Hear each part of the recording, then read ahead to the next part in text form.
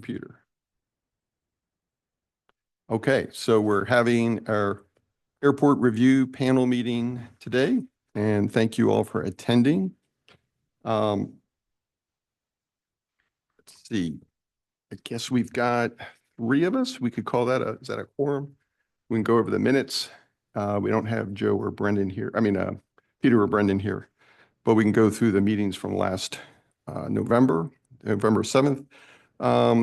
And we were still waiting for feedback from the supervisors regarding our request to contact local municipalities regarding the airport plans and excavating PFAS contamination. So that'll be a question we'll bring up again because that was part of our discussion at the meeting last Wednesday.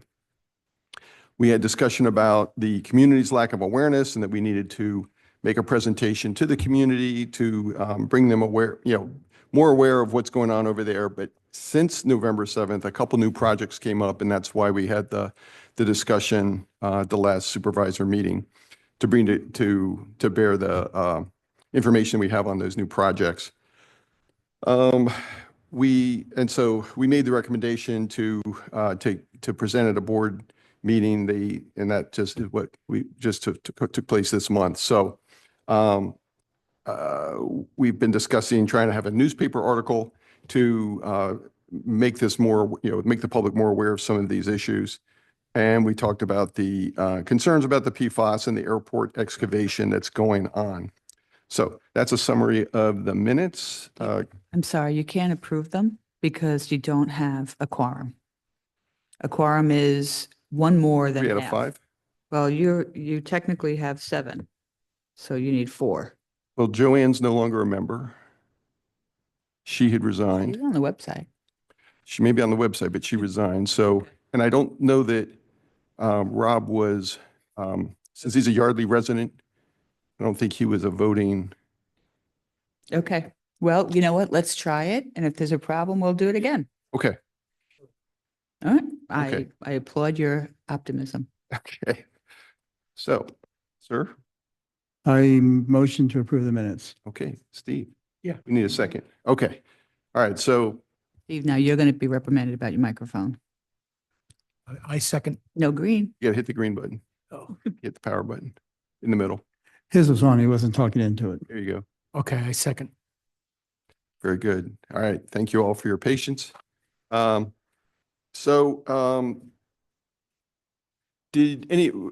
many of you saw the stuff from the Board of Supervisors meeting where we made the presentation? Because if I know Ruth, you saw it. Okay. And Peg saw it. I can go through it quickly if anybody's interested in seeing that again. I live a mile from runway 6.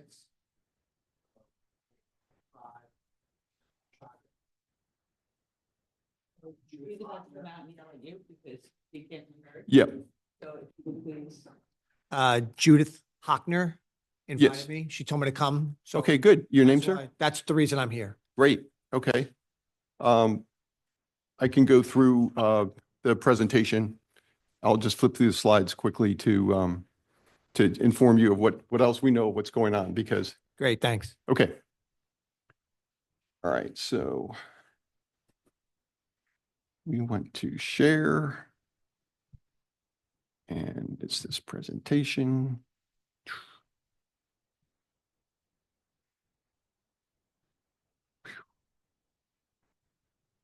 Could Dan have done that? Probably. Okay, so from the 19th, this is what was presented to the supervisors and the, okay, trying to get the arrows.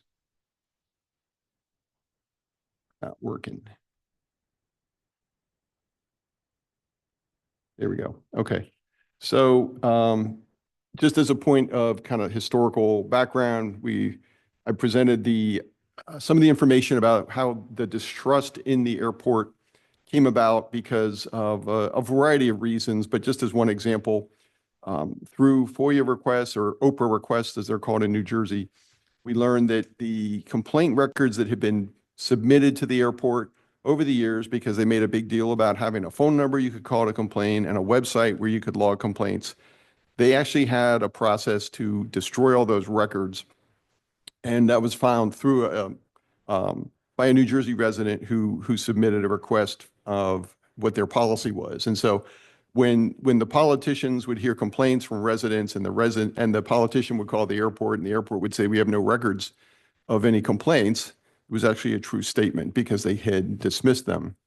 The airport, for years, had gone through a series of small projects to try to get them funded and approved as a categorical exclusion. And that led to them being able to make incremental steps in making the airport expansion, but not having to go through the full environmental impact study that would normally go with doing a big plan like that. So they denied doing segmentation, which is what that's called, because that would be in violation of how the NEPA law says. You can't just nip away at projects a little bit at a time and get away with that. So in 2006, the FAA had told TTN that if they were going to expand the airport beyond 40,000 square feet, which was a request they had put in, and increase from 2 to 4 gates, they would need to do an environmental impact statement. That's a pretty big, lengthy process for them to go through. And, but, you know, they had backed out of this, and so it was rejected, but we actually have the paperwork where they say they were, if they were going to go to the point of having a 40,000 square foot terminal, it was going to likely require an EIS. Now, fast forward to you know, the current time, and they published this $200 million master plan, and they want to expand the terminal to 125,000 square feet, not 40,000 square feet, which was going to require the EIS from before. Well, they put that forward. They had an EA that went forward to the FAA. The FAA rubber stamped it based on the airport asserting that there'd be no growth in the airport traffic because of these modifications. We didn't believe that. We argued against it. Our congressman argued against it. Our township argued against it.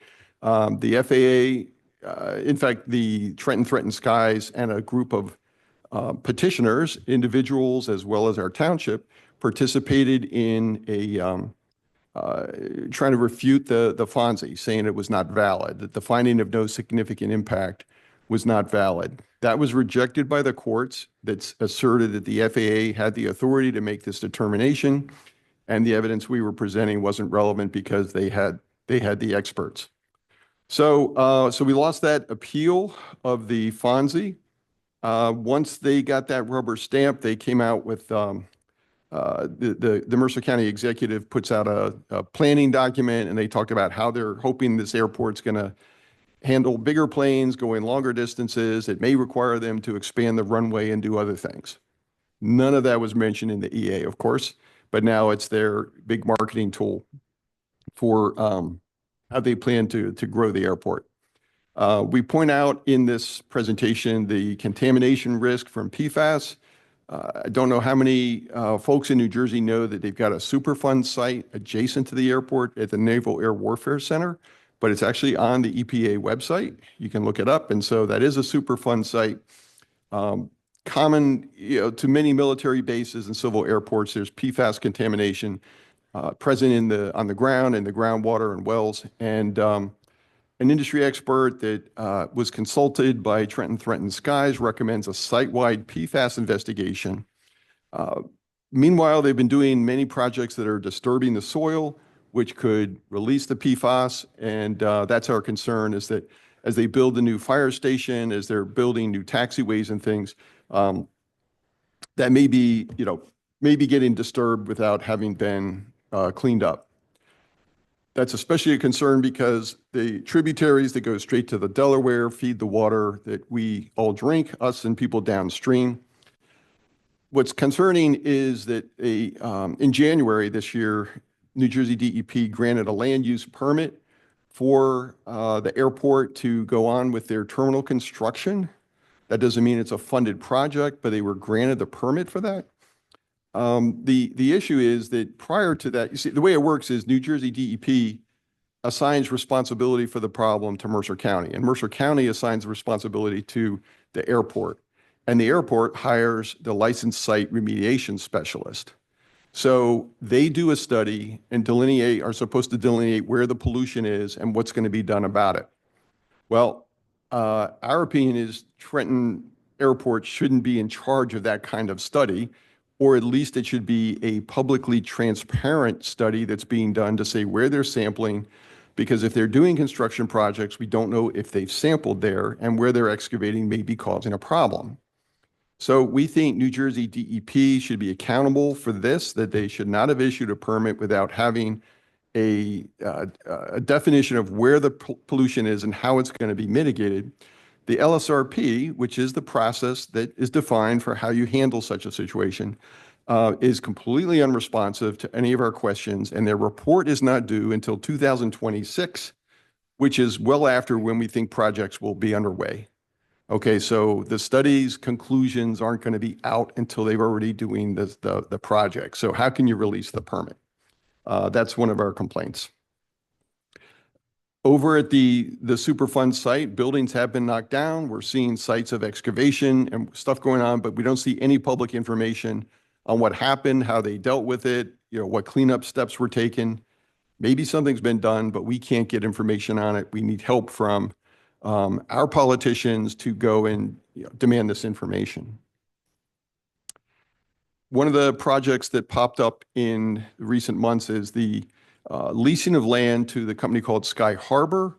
They're a private jet service, one-stop shop kind of place for private jets. They're leasing 11 acres on the TTN property, and they're anticipating getting 60 to 100 flights a week once they've built their hangar and additional apron space, that kind of thing. And so they're selling this as a growth for private jets into this area. Our experience is the private jets often appear lower and louder as they're coming over, and they also are not tied to commercial flight times. They could be coming in the middle of the night because a corporate meeting's coming up and these planes fly over and they're very loud. So we're very concerned about what's the environmental assessment going to be done, that's going to be done. Is this just going to get rubber stamped by the FAA as well? So we'd like our officials to be looking into how that's going to be done and letting the FAA know that this needs to be handled properly. Another one that popped up is a provision was written into a law that was developing tax credits for developers in certain cities that are deemed, from the law, it says government restricted municipalities, and they have a list of criteria by which they would qualify for that.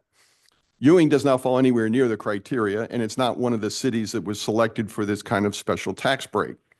But the legislature put in a special provision for TTN, which is an amendment for doing commercial projects within a mile radius of the airport.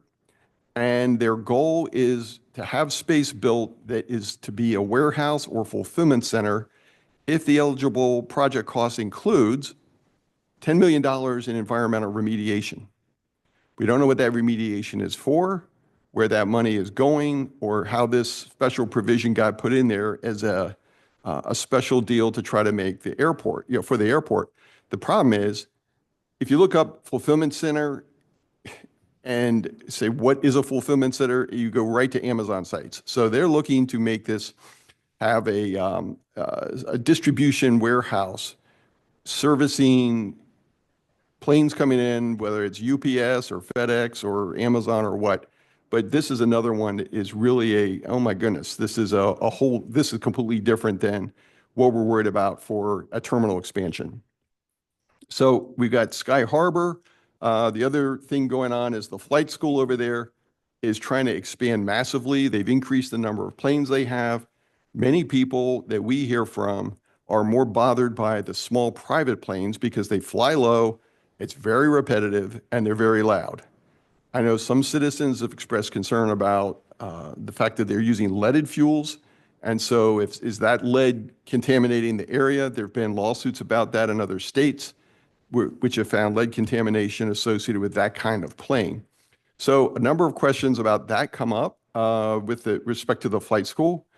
And we also have had our supervisors have approached Mercer County and the airport about how can you do things to try to reduce the noise, distribute the planes. And one of our panel members is a professional pilot, and he had a list of very detailed recommendations for things they could do that are very routine, as his experience is as a commercial jet pilot. He said this would be no problem to add these kinds of things for takeoff that would distribute the noise or reduce its impact on local communities. Supervisor Lewis sent that very thorough, well-written letter over, and we heard nothing. Okay, phone calls, follow-ups, nothing. So, this is just kind of an ongoing problem we have with them refusing to discuss anything to do with PA and the impact of their airport growth on us. So we were pressing for LMT Board of Supervisors to take a more active role because us as citizens are not necessarily getting very far. We think if we join forces with other communities affected by the drinking water issues, that maybe we get a little better response than we got from the PADEP. Supervisor Blundy sent a letter to the DEP a year ago asking them to look into the PFAS issue for us, and they sent back a letter where the first paragraph states exactly why the letter was written, and the rest of the letter doesn't address it at all. And so, we're not getting help from the PADEP to look into that, and we're not getting any kind of interaction from, support or communication from the airport about our concerns for their flights going right over us. So that's what we did. We are continuing. We're having discussions with Senator Santos-Sierra's office about trying to, sort of reinstitute that. But, a question to you guys is, do you have, Congressman Fitzpatrick's office put me in touch with Tim Thompson, Upper Makefield Township. Do you know him? Okay, he's a supervisor in Upper Makefield. And we've exchanged emails. He's interested in this topic. He's probably going to be reaching out to the board about how to help with this same issue.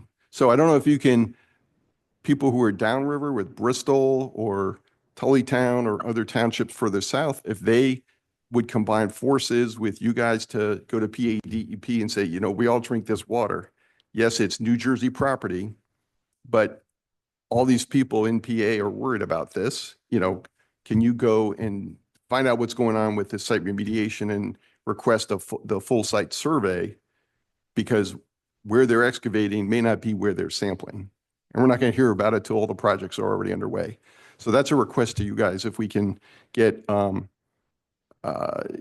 collaboration with those other townships or municipalities to try to raise this not just being an LMT issue for the PADEP to dismiss. The board is always happy to help, and yet we are quite literal, right? So when you presented just the other day, I'll just speak for me and not for the four. I thought it was clear that, yes, let's get those meetings going again. Mhm. And that's where we look to you, right? Mhm.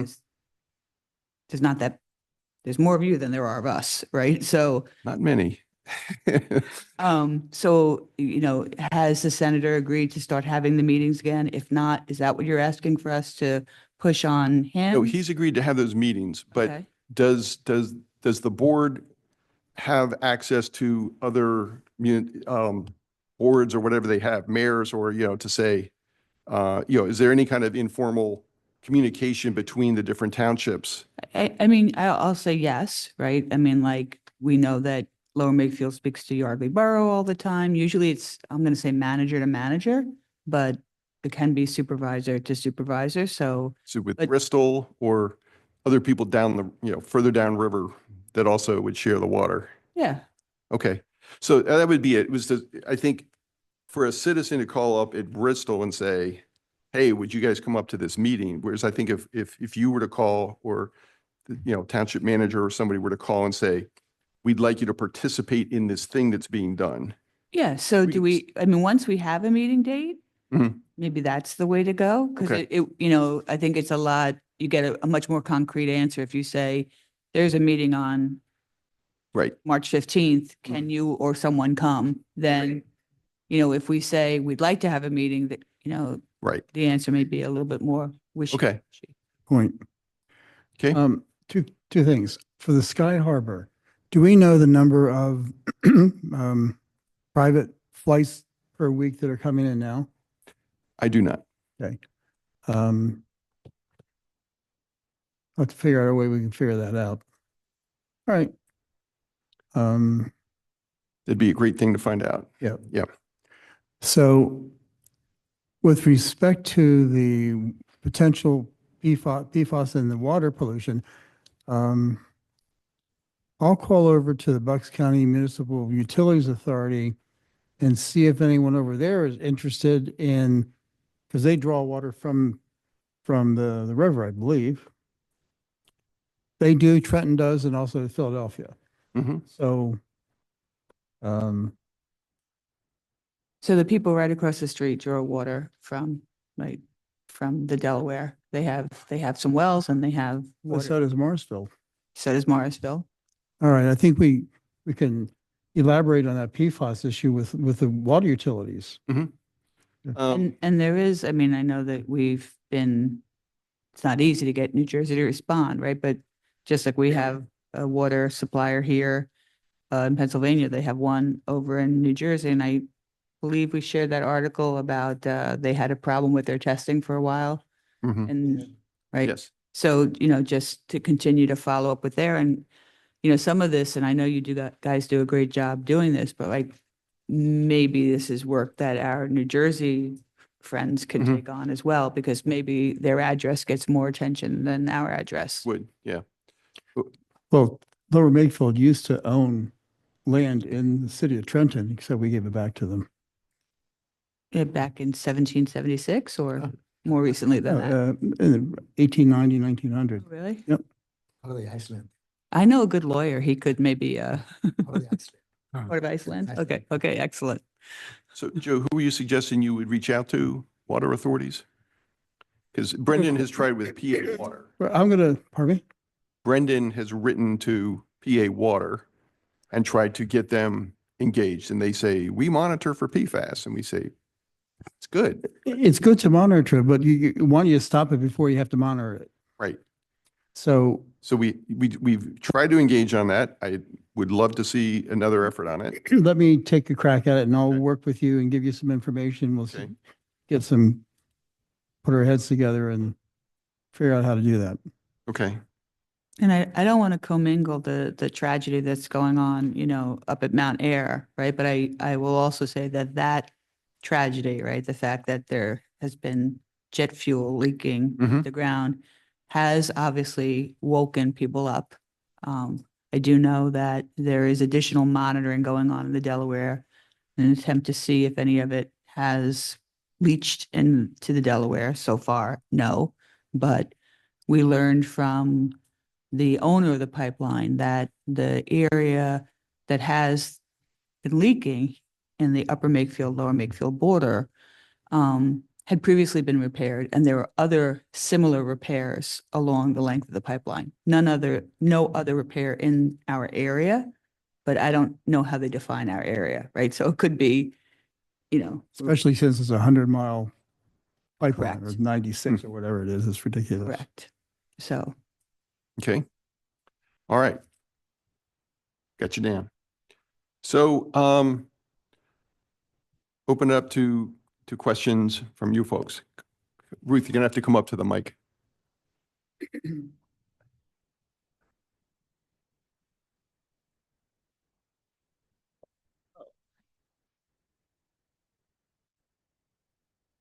In in the beginning, you talked about the airport started building before and then you said they didn't hand something in time. Well, wasn't it? Then they should have to wait. They shouldn't have started, right? That's what we feel. Yeah. Yes. They should take it down. Well, it's not that easy. It's there. They didn't follow the rules. That's why there was a a challenge in court Mhm. to the approval, the finding of no significant impact based on their environmental assessment that we thought was faulty. Mhm. And a whole group of people were petitioners on that, and a lot of money went into it, and not township money, a lot of private money went into that, and it was rejected.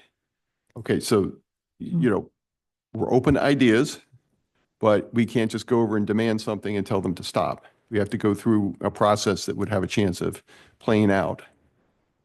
Well, let's see. So far, the courts and the FAA are so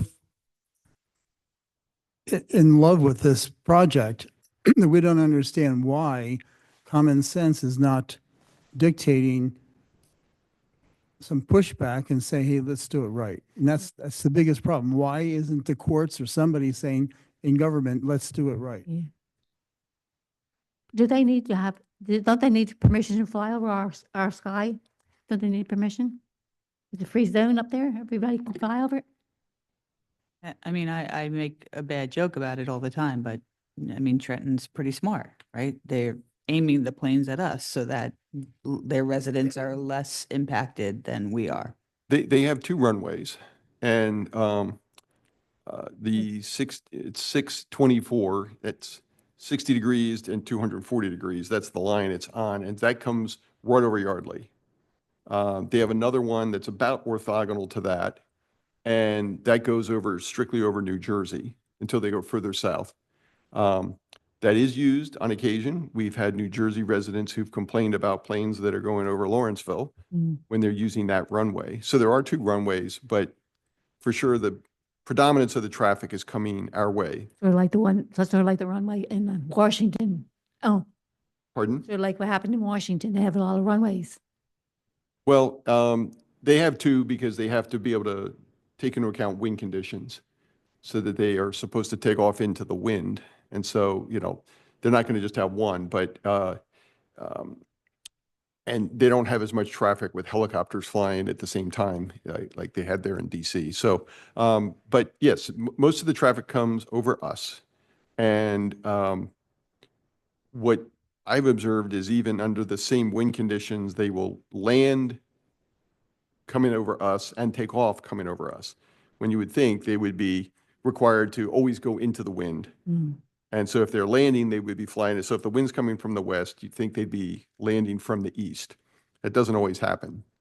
And so sometimes we're getting it both ways from those planes. And of course, the people in Ewing who live between us and that runway are getting the same thing. Okay, thank you. Okay. I do think your letters help in sending information, complaints and information to make people aware of that is I good. have 48 planes fly over me in 2 hours. Yeah. So get more neighbors who care and want to complain or contribute to, there's things that we would like to pursue and try, but we are few and could use more help. Okay. Okay.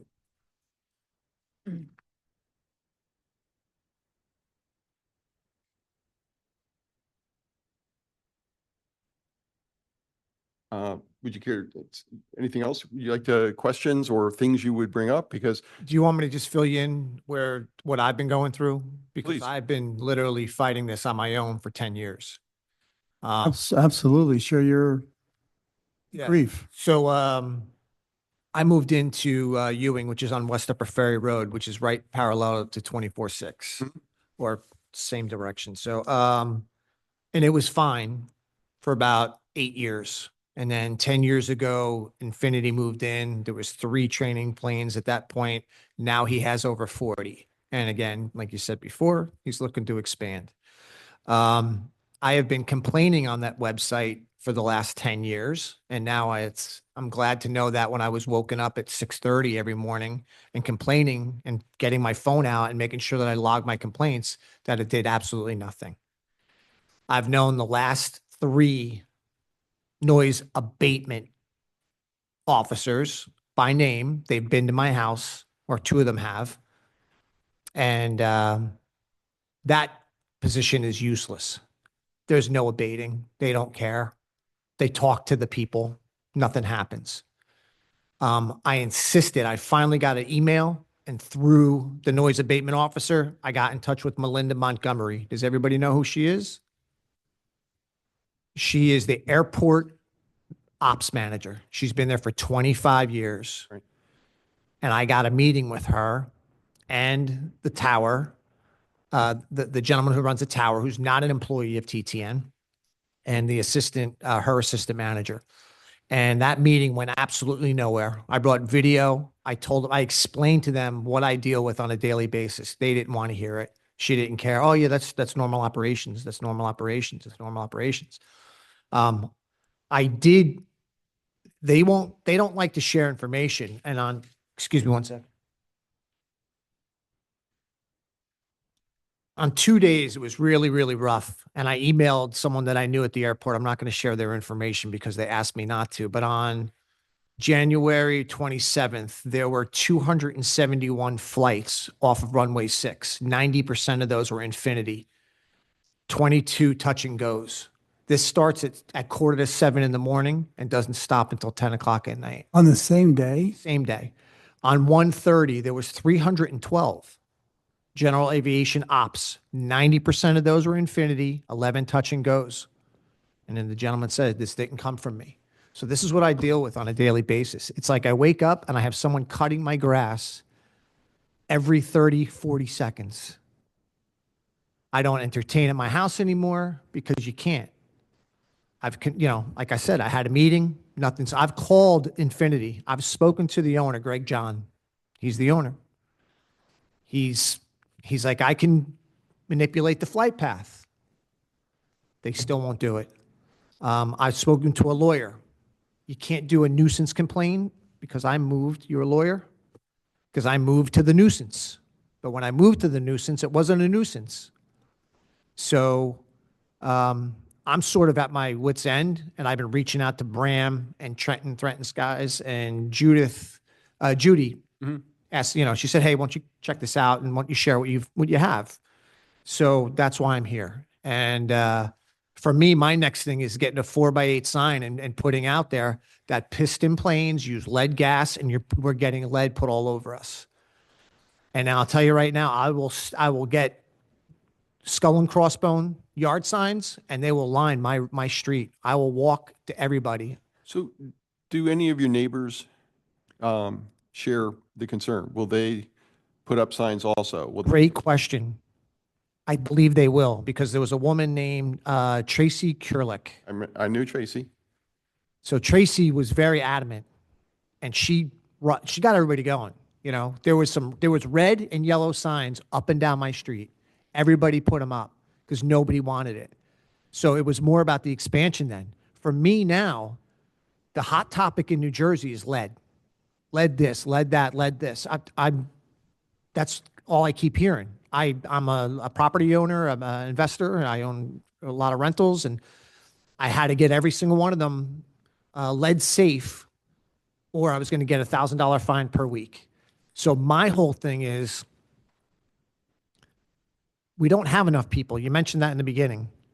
We need to organize more people. And there's people like me who are frustrated. There's people like me up in New Hope. There's people like me out by Doylestown. These planes take off and they go all over. They even go out to Manalapan in Monmouth County in my state. And I could see them doing touch and goes because I have flight radar on my phone, so I could see what's happening. And, I believe, I always believe in what the lawyer who I spoke to, and I'll share something else that he was involved in. He said, if you get enough, eyeballs and voices and ears on this thing, he goes, the politicians, Benson, they'll run like cockroaches. They don't want to hear this stuff. One kid tests positive for lead around that airport, and that gets put out there, they will scatter. My house, I paid because I had a company who was doing all my rentals. They came and did the outside of my house, the airport side off runway 6. Now, I didn't go over the threshold, but lead's a funny thing because lead can be wiped off. It can be rinsed. So especially outside the house. But in the transition areas, so my sliding door and the windows that were all airport side tested higher than the rest of the house. So everything that was on the other side of the house was very, very nominal. And outside, they tested higher too. So everything that was closest to the airport. So I know I'm getting lead, and I know when it rains, it's probably getting washed away. So like that's my next thing. So that's where I'm at. Like on this island by myself. I didn't know all this was going on. I appreciate all your time and effort. And I'm just, we have to. I can't live under 747s and Airbuses and all these things coming in and out of that airport all hours. It's going to be crazy. I'm not going to be able to live there. Well, the Right other now, right now, it's at the point. Another thing we should really focus on too is airport safety. I know there's a lot of talking points about the FAA and crashes and stuff. Their big talking point is that they're in between the two busiest corridors. So why would they want to make more traffic in the corridors between Philly and Newark? It doesn't make any sense. Why do they have student pilots up in this traffic and at this airport? They're making we're making better pilots. I don't think it's safe. That's another thing we can, take a position on. Well, the other thing that's happening is with the runways, they're making them longer, they're making them wider, and they're doing it and they cut down the treetops so they can have a heavier payload and longer distance planes being able to take off and land. Yeah, and Tracy was very adamant about not happening because they were going to take some of her trees down. And I'm shocked. There was a GM site up by Marazzo's. I don't know if anybody's familiar with it. They for years wouldn't touch that site because of the soil remediation. They wouldn't touch it. And I, of course, I live on West Upper Ferry. I don't know how many dump trucks went up and down my block while they were taking all that. They're not doing that at this site. And I saw what they were doing because every day I'm sort of passing it. Big turbine engines, asbestos, everything is flying around there. They're not, they didn't, I don't know. They sort of just seem like they're just doing it without any kind of permitting or anything. Mm-hmm. That's got to be that can't be healthy for anybody in that whole entire area. You mentioned something about getting results. I think you alluded to it by saying the politicians. Organize your group of constituents, get the names of the congressmen, forget about the low level, Congressman and Kim, who is a new senator, and approach them the fact that they are helping to destroy their youth and the future of this community by what the examples you're giving. But it's got to be an advocacy of consistency, those red signs or whatever you want to put on it, and make it the squeaky wheel. And if need be, insist upon a meeting down in Washington at their offices. Take the time, 2, 3, 4, 5 of you, and if need be from our side as well, and meet with, who's your local congressman there? I think it's Bonnie Watson Coleman. Bonnie Watson. Yeah, okay. Yeah. Well, She just gave, I think, $45 million grant. she has her own issues as far as I'm concerned. She's useless. Well, be that as it may, you're right. Yeah, I assume But there's that. also an election that comes up every 2 years, and people can get voted in and voted out. And so if the approach is to, use your advocacy, do that, find out who is on your side, whether it's Kim or on our side of the river, and maybe have a twofold approach, two groups, one from New Jersey and one from Pennsylvania, advocating for the same issues of health, safety, lead, water, and you're a living example of the abuse of the FAA, whether it's under any administration or no administration. The challenge, though, I see in my mind is Washington, I don't know where they're going in regulation, whether they're toning it down, turning it off because of the new administration or looking at it. And the other consideration that I haven't heard addressed, and I don't know how is that these projects create jobs. Unions like jobs. Union members vote. So if the issue is going to come down to a vote, you have to bring out more people, whether you're union or non-union, to talk about quality of life. There's no point in getting a good, fair wage if you can't live where you're earning. So this is something, I applaud your efforts. I don't know how you do what you're doing with all the flights you're having, but other issues in this country do come before. Look down in Philadelphia. an example with the basketball situation. They came out in droves in Chinatown and it turned it around. So I'm not saying we have the same issue, but it's a matter of being energized and feeling. Yeah. And the lawyer, just so you know, the lawyer I spoke to, I still have his information. He was successful with a group of people up in Teterboro that changed the way that they operated and did their flights. Well, that's So I want to investigate that case study. And AI is great because I'm just a layman, so I Well, can just our put in, state you know. senator's first comment is always, you need to get the people out in New Jersey. Okay, because, you know, he's recognizing how limited sway we have, you know, from Pennsylvania to go over there. If the New Jersey residents were up in arms and if that could expand, that's just the hard thing. I know we've had a couple people back when Tracy was involved and Ann Chmielewski, I think was her name. There were a couple of people involved with Tracy over there and we were collaborating on things to try to do. And they would knock on doors and some people would react and some would not. And so that's, you know, to me, that's the biggest play that could be done is to get enough people who go to the commissioners' meetings and complain and say, this is a problem. And to the extent that we can help get that information out there, that would be a big deal. Newspaper articles, that kind of thing that would inform people and say, hey, this is going on. Because I don't know how many people know about this Sky Harbor thing or the They idea of a don't. warehouse. The lead, nobody know the expansion. Nobody, people are busy with their lives. Yeah. And you know, again, I live on a really public road. So I'm going to put up signage. I can use my First Amendment. You know, I have to watch because I can't expose myself to defamation or, you know, and get in trouble. You know, listen, I don't need to lose my business, my house, my livelihood. So, and then the other thing is Judith came over to my house, I think it was last week. I'm a signee on some kind of appeal to, I think, what's going on. That permit. So, yeah. Yeah. So I just sort of said, yeah, I'll sign. I didn't really, again, Right. go through the whole thing, but I'm on some kind of document to appeal what's going on. And if they, you know, I'm waiting for them to call me or get back to me. Great, great.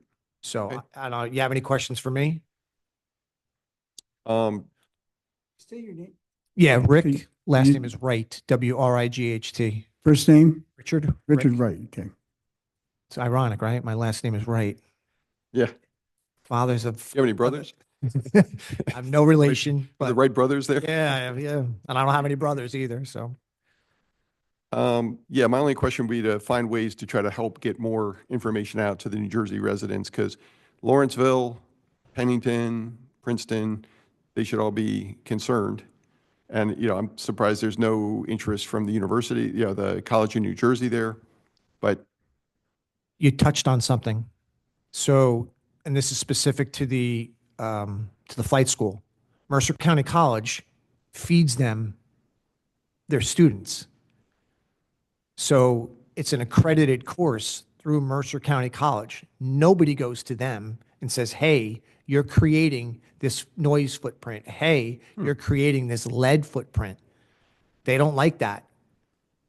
The president of that college starts seeing signs on campus about lead and about the other, she will react. That's another place to go.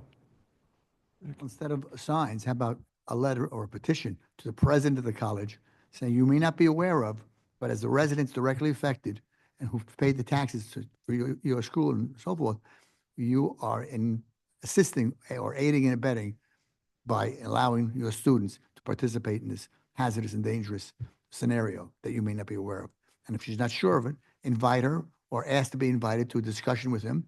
Bring yourself, your colleagues, anybody from here, and tell them our story.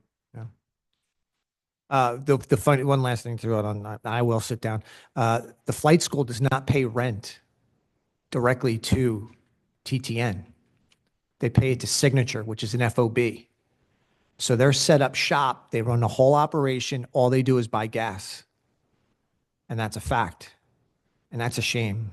So they take up the most resources in that airport. I would say 90% on a daily basis, 90, 85, 95, who knows on a daily basis, but they're the most. And the guys in the tower, they can't stand them. I know that for a fact too. And again, I'm not going to mention any names. Yeah. Okay. So I appreciate you listening to me. Thanks, Rick. Yeah. All right. Appreciate it. Well, I have a question when you talk about the flight school. Is it to stop the flight school, or is it to have them aware of the problems at the airport and stop the pollution? Right. It is educational.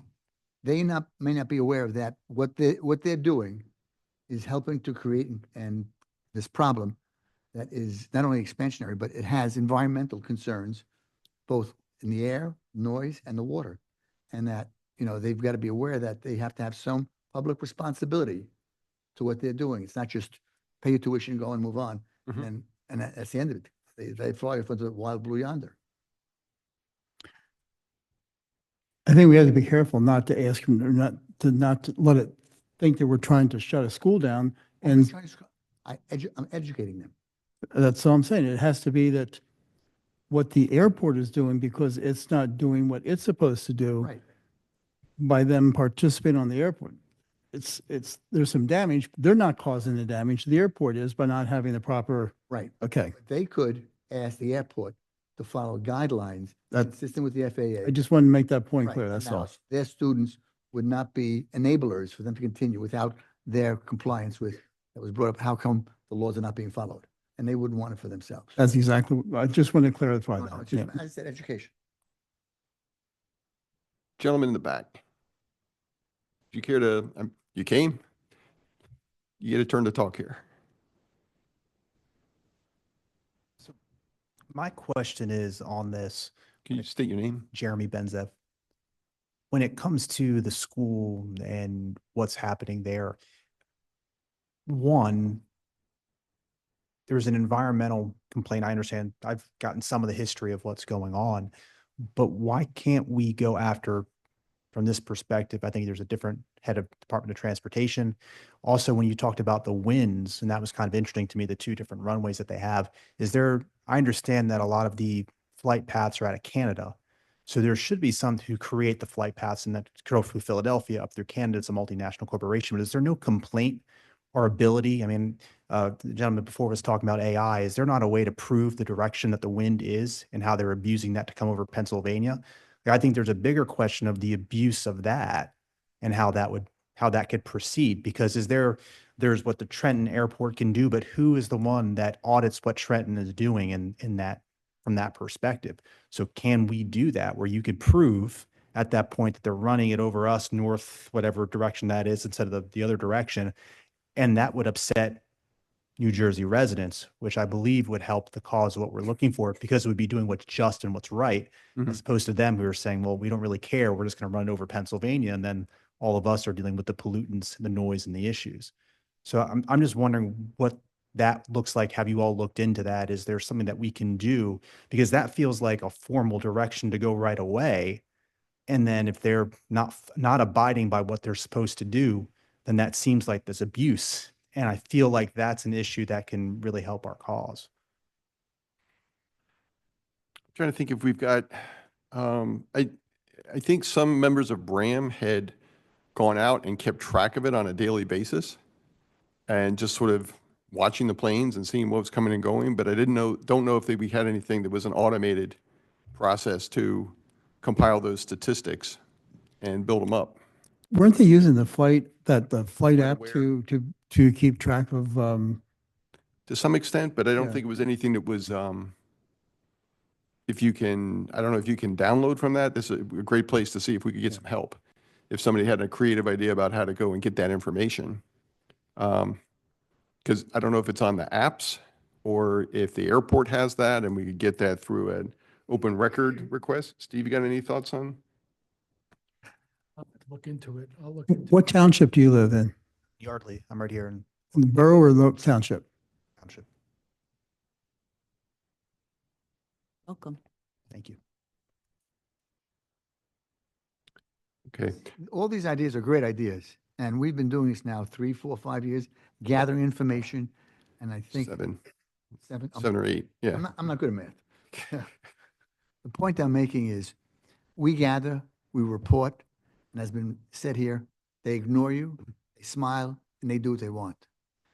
I think the information gathering is very important, but by the same token, getting, I'm sure the lawyer up in, who you're talking about, who got the airport changed, was in their face with his group. The advocacy is important.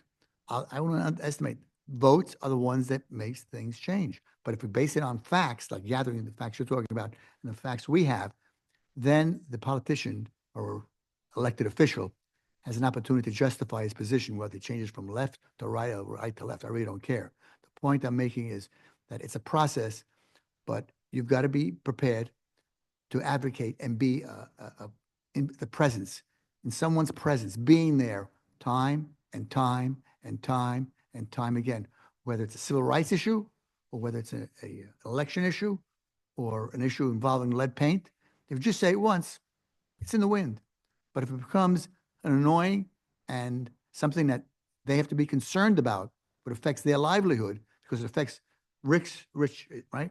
His livelihood and our livelihood, ultimately, in one way or the other, it has some meaning for them. So I'm saying, you're right, and very glad you stepped forward, the both of you. But 7 years is as far as we've gotten. I don't know what we have to do to step outside the box and move it to the next level. And it may be signs to the left, signs to the right, or a mass demonstration. Remember, you had one at the airport. Okay, it's organizing. It may very well be galvanizing the students from the nearest colleges who are environmentally sensitive on this issue to have a talk, speak, call it what you want, but to get the recognition from the appropriate groups and the politicians and invite them or go to their office and have it done there, as you'll see in the news. It's not so much just the news, it's a matter of getting a result. But it's good to see new voices and new blood. Thank you. Okay, thanks. Peg? Do you have questions? You wouldn't be in this, okay. I have some information for you, background information of some of the documents of things we're citing that I can give you as references. So stick around. Okay. Our newest member, do you have a perspective as from hearing everything that's going on here? Yeah, And tell us your background, because the other, they didn't benefit from me getting to hear you for your interview the other night. Yeah. And turn on well, your mic. Turn on your mic. Turn on your mic. I'm, Turn on center button. there it is, It was it's on, on. just weren't talking. Yeah, I just wasn't talking. Yeah, I'm a retired lieutenant colonel, 24 years in the Air Force. Flew trainers and F4s for 14 years. And then after that, I worked down at the FDA in Washington for 14 years. So I am well familiar with the Amtrak travel down to Washington, DC. As I hear everything that's going on, I think fundamentally we all are not trying to close the Trenton Airport, but we're trying to make sure that they do things the right and beneficial way for everybody. Mhm. So, and I fully support that, and I'm here to help what I can do to further the goals of this panel and of the citizens that have problems that they can't get resolved. Anything more I need to say? No, I'm just curious if your reaction to any of the different issues that have come up, the Well, residents. I think I agree with Peter? Peter that you got to get a lot of people involved. It's as simple as that. That's the answer. Because when people get involved, the elected officials get involved, and then things start to move in the bureaucracy. I spent 50 years in the bureaucracy, and that's the way you got to do it. Mhm. The experience is it's hard to get people out. Yeah, yeah. And, on a routine basis, or it's hard, and you'll hear this from Bram, as well as us, it's hard to get people to send an email. Yeah. And, people will complain, people don't like it, but that engagement to say, okay, you're going to show up at a commissioners meeting in New Jersey and let your voice be heard. And so I think the way that happens is when it's a more public amount of information and people realize. So, Right, yeah, you know, absolutely. if we can get newspaper articles, and so Trenton Threatened Skies Judy had gotten press releases in some papers in the area, trying to get that information out and let people know what's going on because people just don't know. You could have an Amazon warehouse there and much bigger jets coming and everybody's gonna go, what just happened? And the Mercer County executives are going to be, this is all great for our economy. And, without any regard to what's going on to people. So getting people to know now what could be coming, because right now, other than, your situation is particularly hard being that close with the flight school there. But, on this side where it's the occasional jet and you say, well, okay, what are the rules? Well, the rules, it's a 24-hour average of 65 decibels that crosses a threshold where you say you have a noise problem. That's just unimaginable. Okay, it's a ridiculous average for an area like this and the number of flights, and it doesn't take into account the episodic nature of being awakened at 3 in the morning when a plane goes over. And you say, well, yeah, but on 24-hour average, it wasn't anywhere close to the threshold.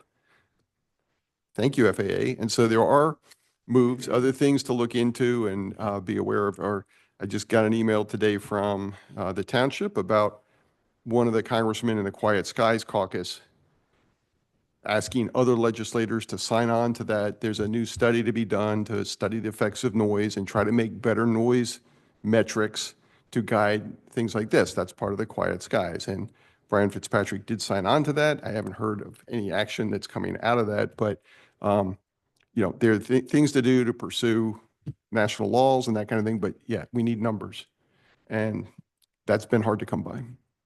So.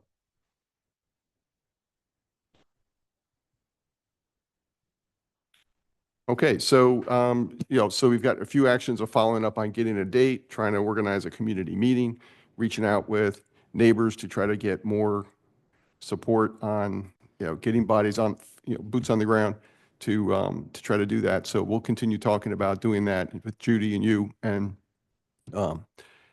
ideas on finding out quantitative details on the flights and what's going on. Actually, the idea of how many private jets are going on now is another good one. So we've got some homework assignments and we've got interest from the press, so we can give her more detailed information on that, and we'll see what we can get going.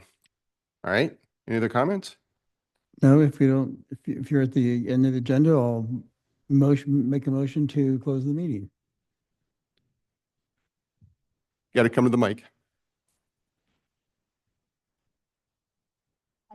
I've been living in township for 49 years. Lower Makefield Township. And you said, people say they don't, I visited Warren with Perry Mason's office. Is it Perry Mason? Perry Warren's office? Mhm. Is Yeah. it Warren Perry or Perry Warren? Perry Warren. And, I said, what do I do about the noise and traffic? He said, that's a federal issue. Don't talk to me. He said, contact Fitzpatrick's. I called and asked to talk to Fitzpatrick. I told him what it was about. And he said, he never called me back. So he got his assistant, his name is Brendan McCusker. And he called me back. And I sent him all the flights, the leave and everything. And I have the receipts of it. He actually called me back. And if they didn't call after that, he finally stopped calling me back. And and some suggested I should go to the airport and I should go call the airport. I called the airport and of course I said what I had to say and they never called me back. I finally came to you and then that's when I got a result, These, nobody wants to handle it, Perry Warren and Fitzpatrick, his assistant, they don't want to hear it. Well, in defense of Fitzpatrick, I've got letters here that he's written to the FAA. He's written letters to Mercer County. And they had fistfights with the FAA when the Fonzie came out. Oh, Okay, so, I mean, he has been to bat for us. We had relatively weak response from our senators at that time, a year ago. We are going to re-engage with the senators with, Fitzpatrick's help to see if we can get more support at that level to go to the FAA and say things like, the way this Fonzie, we don't approve of how this Fonzie was done. What are you doing with these new projects? And how is that going to be handled? It's not acceptable how this was done. So we are pushing on the federal level, but Fitzpatrick has been very responsive. And, I can show you the letters that he has written. And When we were having the meetings, Yeah. Congressman Fitzpatrick's, our state senator and Perry Warren's office were active. It's sad, right? And again, with my bad joke, right? Trenton was really smart. They put it right at the border of their state and it's coming at us. But it is a federal issue. It's very hard, like, for the township to get traction. It's very hard for the township to get people to write back. We cannot, like, we can't regulate the skies. The Constitution doesn't allow it to work that way. So it is hard to get traction with the people who can make the decisions. And I could think, the township put, understanding there are people in the township who want the airport, but in terms of putting more information out about these projects and the growth potential to get more public awareness. well, I think that's why you guys were invited to the board last week, right? And I think it's important that we keep repeating this phrase, right? It's not that the township is trying to shut down the airport, but we want the airport to have to follow the appropriate process to make sure that there's not a lead issue, there's not a PFAS issue, that they're not stirring up other contaminants by, working on that land. And that's what we've been urging to try to happen. But it's, it's an uphill battle. But I do think we need the crowds to go to, like, the commissioners in Trenton about a warehouse and, these new projects they just keep adding on to. Yeah. We've got to get people up and they need to be informed in order to get up in arms, and we're not there yet. It hit us fast. The project hit us fast. If And you, they said when they first built, they said they're not going to enlarge it. so talk to your friends, talk to your neighbors, and if we can get more people involved, it will really help. It's going to be what it takes. Yeah. Okay. Thanks. Okay, thank you. All right. Joe left him. You got an important call. Yeah, so But- we need a motion. You don't actually ever need a motion. You can just say, since there's no more business before the board, the meeting is adjourned. Very You good. can make a motion. right. Motions are fun. All right. Okay, then we are done. Thank you. Thank you, everyone.